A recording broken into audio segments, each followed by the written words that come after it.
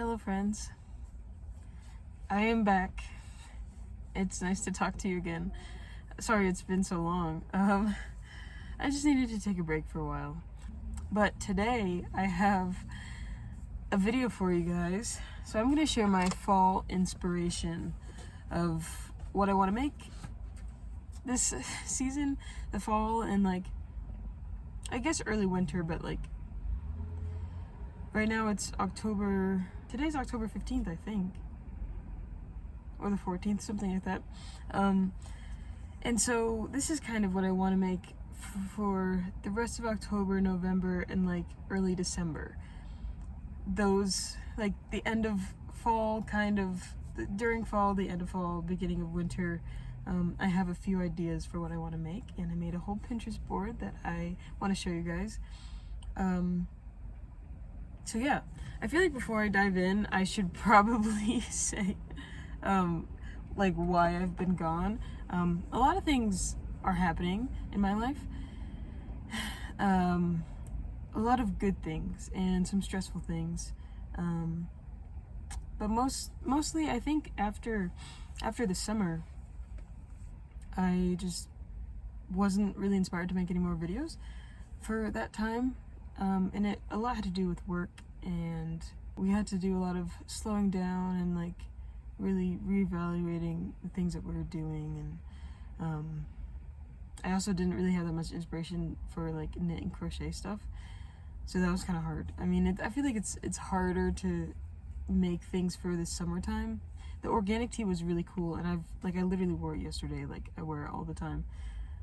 But beyond that idea, I couldn't really come up with any good ideas that I wanted to make and to wear. And I was really into reading. Just I read a lot of books, but I didn't really feel like talking about them. So yeah, so that's kind of why I haven't posted anything in the last few months, because I didn't feel like it. I also didn't feel very creative. But I have been doing things, and I will share some of the things with you in this video. So the first on my list, I took my glasses off, so I made a little list here, is to finish our granny square blanket. So you'll probably remember, I'll put a picture here of the granny square blanket that I have been working on for the last few months, just slowly kind of in the background of all my other projects that I've been working on. I have it's back there somewhere. I've been crocheting this granny square blanket for my husband and me, when we move into a place, when we get out of this van. Is that something we've been working on too in the last few months? There's a lot of smoke, and it smells like burning toast. It's really weird. And yeah, so I love the colors. This is the progress so far that I have on it, but I kind of just want it to go faster, because the first granny square blanket that I made, that I gifted to my friend for her wedding, that is on my channel, the blanket, I did just sort of a basic granny square blanket with bigger squares, and I don't know, I probably made 30 of them. I don't remember if I ever really counted how many squares I had. But I made all the individual granny squares, and then I kind of joined them together at the end to make this big blanket. Now that was really tedious, and it took a long time, and I like the way it turned out. I mean, it's really beautiful, it's really pretty, but I don't really like that method because it takes so long. And after I finished making all the squares, I'm okay, now I have to join them all together. So with this project, even though I have the picture that has been up, or that I showed you, is basically the progress that I've made. That basically those are all the squares that I've really made for our blanket. But I don't really want to keep going and do the same thing that I did on the other project and just make a bunch of squares and join them together, because I didn't really enjoy that at the end. So I have decided to, with the remaining yarn, I probably have about half of everything left, half of the yarn, I don't know.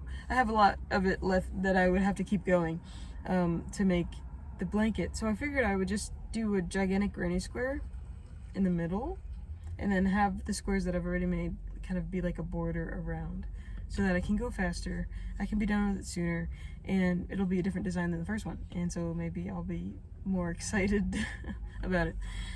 So that's the first thing that I need to finish. Then the second thing that I have on my list that I want to make is a sweater for my husband. Now, my husband's name is Reagan, and I've mentioned that a few times on my channel, and Reagan wants me to make him something. Now, I have made him something before, and I will insert a picture of what I made him. I'm proud of it. This was probably 2 years ago when I made this. Maybe 2.5, or possibly 3. And so I made this a patchwork sweater with the garter stitch. I was just getting back into knitting after not knitting for since middle school. So I just used the garter stitch. I didn't know how to do stockinette, and I made this really cool sweater for him. Now, there were a few things wrong with the sweater. So when he first tried it on, it looked great, he loved it. We were dating long distance at the time, and we were just happy to see each other, and I was just happy to give him something that I made him, and he was happy to wear something that I made him. But over time, because of the direction that I assembled the squares in, and also because it was garter stitch, it just kept stretching. So my husband's a big dude, and so I wanted to make this sweater something that he could not only fit, but be a little bit oversized. Because it's fun when you have, just a cozy thing. I'm a small person, so I'm used to everything, or I have so many more options for things to be large on me than my husband does. And so I wanted to make him something that could be oversized if he wanted it to be, could be cozy, and so basically the sweater just over time just kept stretching because the stitches weren't tight. It was also garter stitch, so garter stitch on its own isn't really that tight, and then the way I assembled it, everything, all the squares are just weighing down on each other, and the sleeves were huge. So if I were to redo that exact sweater, I would do so many different things. I would add a collar, I would add ribbing to the bottom, I would not do garter stitch squares, I would do stockinette, I would honestly not do individual squares, I would just do it all in one, but we're not doing that. Reagan wants something different, and I will show you the inspiration now of what he wants. And I can definitely do that now because I'm so much better at knitting. I've practiced so much more, I've done so many more projects, so I'm confident that I can make him something that he'll actually like. Now, the issue with that first sweater that kind of has me a little salty is at that time I spent, I don't know, 2 or 3 weeks making that sweater for him, and when he first tried it on, he loved it, but then he never wore it again, and at the time that was my best work. So I'm so now, he's asking me now to make something for him, and we've talked about this, and this is kind of a joke with us, because he really didn't like the sweater, and obviously that made me sad because I had spent so much time working on it. But now I'm in the right headspace, and I have the right skill to actually make him a sweater that he would like, hopefully. So that's going to be in a video soon, and I'm kind of excited. The bigger sizes kind of still confuse me, so I might possibly try to follow a pattern for the first time, so that this sweater can actually fit him and be good and look good on him. So I've been thinking about maybe trying raglan style or top down, just to make it cleaner. We'll see what I come up with. I'm also thinking forest green, or just a deep green for his sweater, because he looks really good in that. He's got a red beard, and it just makes it look good. The next thing I have on my list is a simple cardigan. So for myself, so I have one cardigan, and it is something that I made last year that I was really proud of it when I made it. and I have it. I just haven't worn it again, and I don't really know why, so I probably should dig that out.